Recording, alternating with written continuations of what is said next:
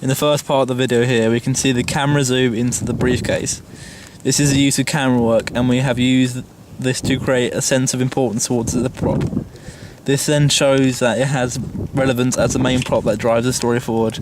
It shows narration significance.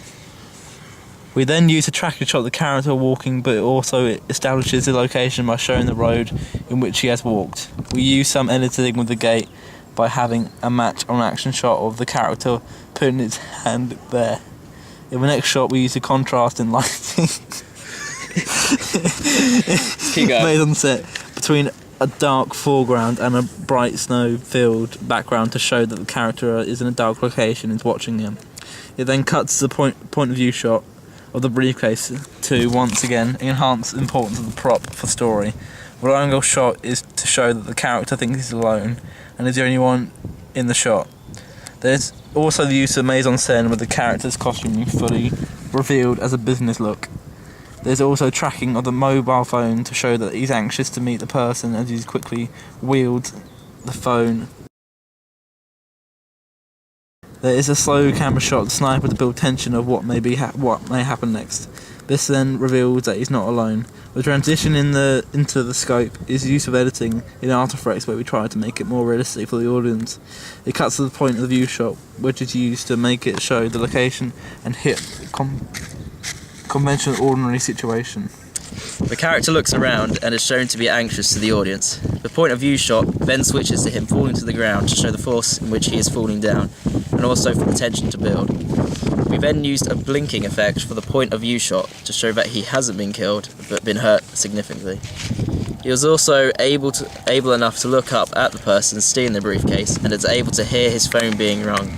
This is left for a cliffhanger of him looking up into the cut into the titles. This cut is significant because it shows that the character is not dead, because we didn't show this here.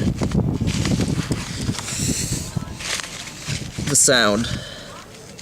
We used diegetic sounds throughout the whole of this first part to create the effect that you were in the situation. This also shows the convention of an extraordinary situation in an ordinary situation.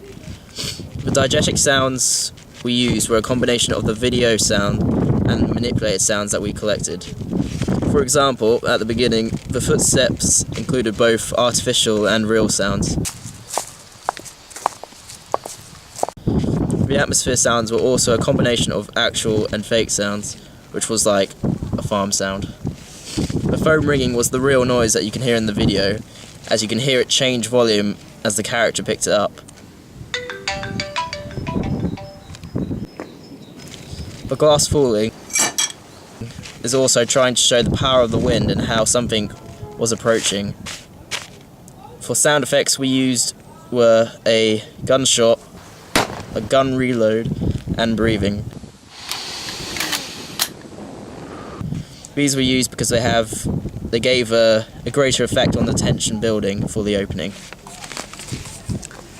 In the title sequence, we used the overlays of a film reel to create speed, pace, and also enigmas. For our titles itself, we made them move across the screen at a fast pace to create a sense of confusion and disjointment, together with a fast blur effect to create a sense of pace and significance. This is to show the conspiracy subgenre by allowing the reader to not easily understand them. The viewer therefore has to make judgments for themselves. This leads to a relation to later on in the story for the viewers to understand the film's context and conspiracy conventions. Locating the titles on the different shot types meant we had to put them in areas which they will easily be located to the viewer, e.g. black on white. Finding the dark areas within the shots helped position each title in the correct suitable place instead of the same position throughout. There is also repetition of the videos overlaying each other, as this enhances the importance of each object and its significance to the rest of the film.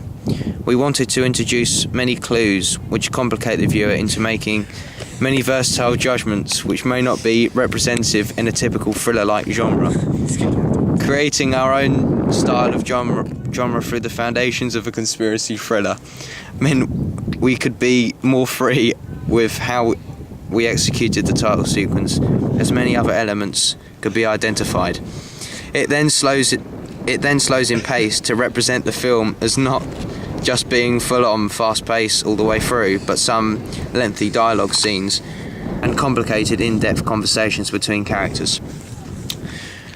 There's a bright light centred on the CIA paper to show it's important later on in the film and the relation to perhaps the character.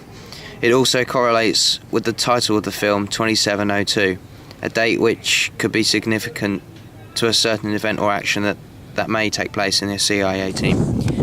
Words pop out of the book to show that they could relate to the character and relate to each other. We are fronted with them as they come closer to the screen, getting you to focus on each individual word. We then transitioned into the date to show as it has a relevance to the story, and we leave the viewer with the title of the film, 2702. Finally, sounds for titles. We faded in the soundtrack to build tension, confusion, mystery and suspense. The phone links to the caller beforehand, unknown caller, which leads to an answer phone. We're sorry, the number you have reached is not in service. Please check the number or try your call again.